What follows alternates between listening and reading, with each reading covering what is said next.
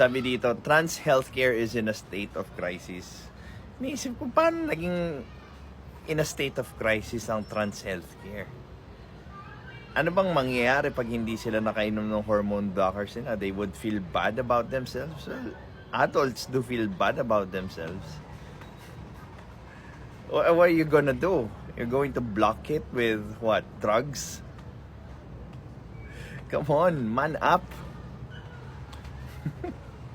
Sabi din sa baba, it should be paid privately, not at the expense of other services or maybe the taxpayers, right?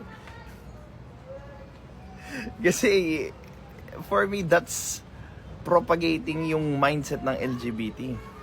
Diba? Lalo na, binibigay nyo pa doon sa mga walang muwang or doon sa mga underage na bata na hindi naman nila alam yung sinasabi nila. Diba? Hindi nga nila alam yung mga bagay-bagay ng 7, 8 years old.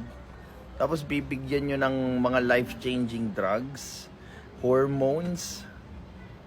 Tapos papasagot nyo sa taxpayer. Wow! Napaka-special naman ng LGBT. Baka naman HIV yung sinasabi nyo, hindi naman mental health yun, guys. This is Pinoy Extreme.